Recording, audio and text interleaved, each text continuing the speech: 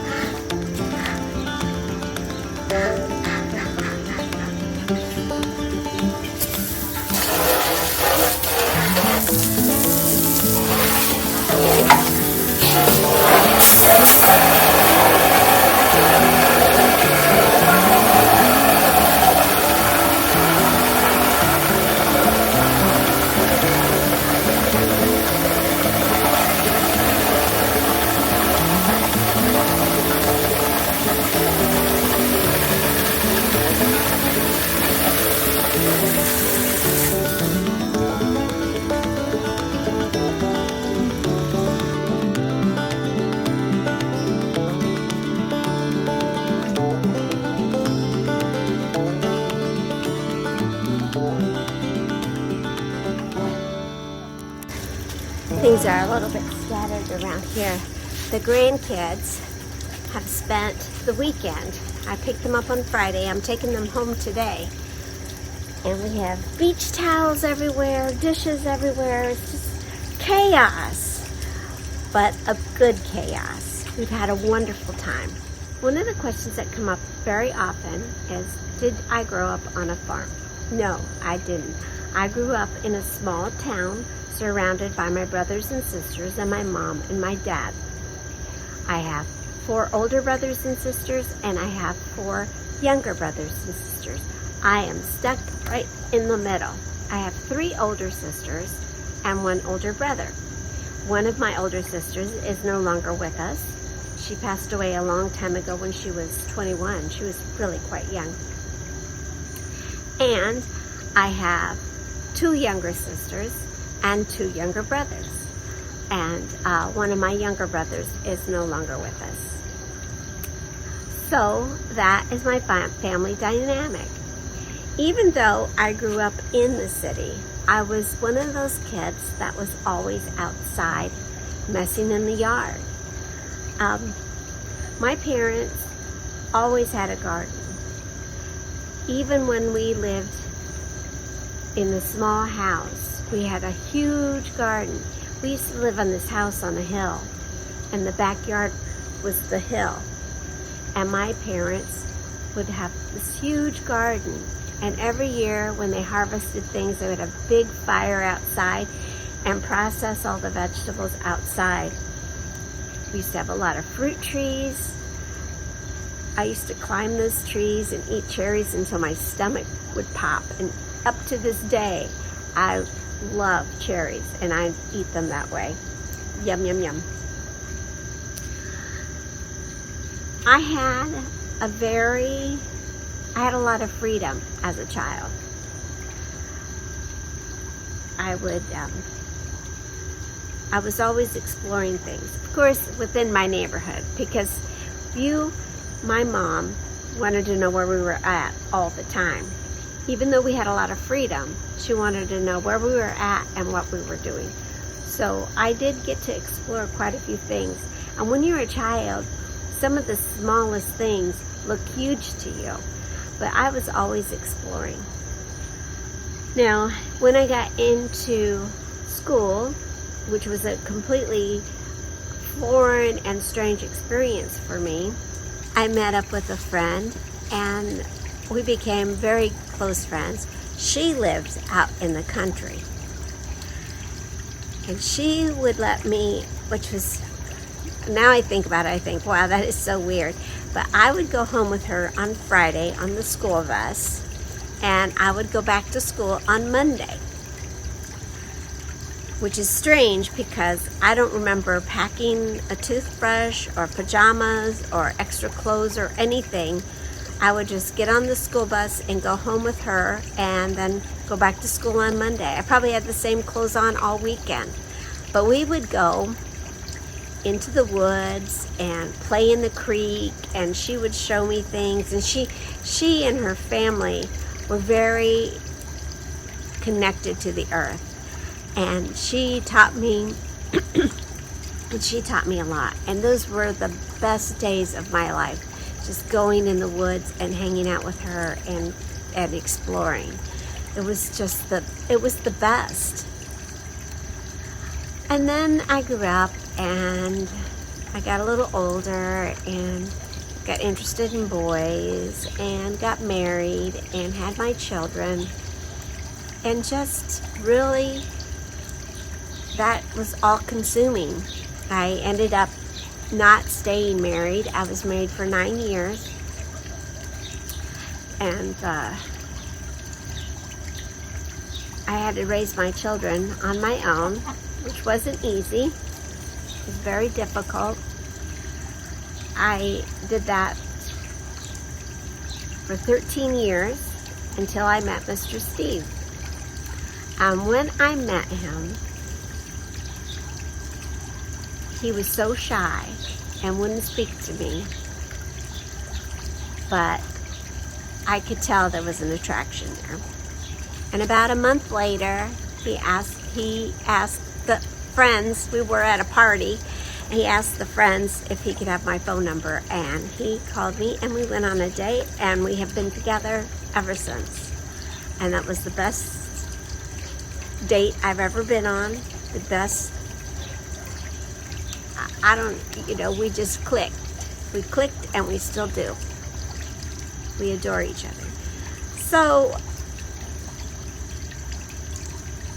since we got married, we moved to Indianapolis because Mr. Steve had a job at the time.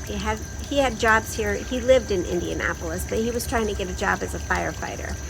And since he got the job as a firefighter, our home would be here in Indianapolis. So we moved. At the time, my youngest son moved with us. I had 3 children. I have an older daughter, a son, and another son. I have 3 children. My daughter was in college. My one son wanted to stay in the area because he had a girlfriend, so he wanted to stay with his dad, so he did. And then the younger son moved with us to Indianapolis. So we moved to Indianapolis. Then we had 9/11 happened, and then Mr. Steve got deployed. So we moved to North Carolina because he was doing some special forces training. So he moved to North Carolina, lived in Fayetteville for a year, and moved back to Indianapolis after his tour was done. Mr. Steve was living in this area when we started dating. And naturally, I fell in love with the area, with all the shops and the restaurants and walking distance to so many things, to the grocery store, to the just living in a bigger city was very exciting to me, coming from such a small town. So we decided this is where we wanted to stay. And do I regret it? No. I love our old house. I really do. I don't know that I could find another house that I love as much as I do this old house. But it took us a while to find it. When we found it, the backyard was what attracted, well, the front. When we were looking at this house, the front porch sold me because I could see the river from our front porch. And the backyard was so massive for being in the city that attracted me as well. And then we bought the house and I started gardening, which is natural for me to be in the soil. I took beekeeping classes, was the very first thing, and the bees were the very first animals we got here on the little farm. And after we got the bees, for a while, we've had them for quite a while, I started seeing people on Facebook having chickens. And one of my friends, actually the friend that used to hang out with me when I was a kid, would post her chickens. And I just thought, oh my gosh, we gotta have chickens. So I told Mr. Steve, and he built me a chicken coop, and it was lovely. And we had a chicken coop party to introduce the chickens to the neighbors, and everybody was really good with that. And they were really excited and supportive. We have very supportive neighbors here on the little farm. We got chickens, and a few years after that, quite a few years after that, I wanted to get some goats. And so I told Mr. Steve, we're getting goats, and he built me the little barn. And we got goats, and everybody was happy about the goats. I haven't had any complaints from our neighbors about the goats. And then a few years ago, about 3 years ago, I decided I wanted to try having ducks. Anyway, then we got ducks, and we had 3 beautiful, lovely runner ducks. Unfortunately, I think it was a raccoon that got them. And we still miss our little runner ducks. But then a couple years ago, we adopted Gracie and Cotton from Oinking Acres. And and that's where the little farm is. We've been gardening and taking care of animals all these years, a little bit at a time. And it has been an amazing experience and wonderful. And our main goal is to just help people make an Earth to Self connection. And we do that with our community outreach. We have groups come in. We have groups with special needs adults, and families come. We have school children come, and we pack up the little farm and take it to summer camps or schools if we're invited. And we do not charge for any of this. It's all on a donation basis. So that was important to Mr. Steve and I, to reach out to the community. So that is the story of the little farm and me, kind of, in a nutshell. I'm not accustomed to spending so much time talking. I stumble over words, I stutter, and I sometimes can't find the right word for the meaning that is in my head. So these vlogs are not going to be that easy for me, but I think that the more I do it and the more input you give me on what you want to hear or what you want me to talk about, I think it will get easier for me. So I appreciate your patience. I appreciate your support. The little farm continues to grow, and your support means the world to me. And not only does it mean the world to me, but it helps us here on the little farm with our community outreach, reaching out to the communities and supporting some groups that we feel are important to us. When you visit us here, you are doing good work as well, okay? So I want to thank you for stopping by and visiting me here today.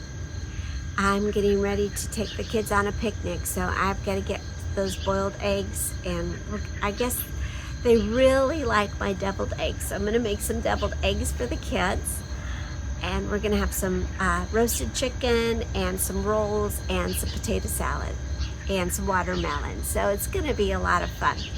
So I got to get to that before they all wake up.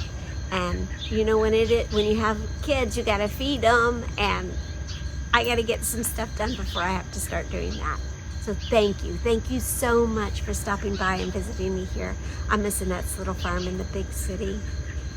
It means the world to us here. It really does. Thank you. Try to get outside today if you can. Take care of yourself and take care of each other. And we'll see you next time. Bye. Love you.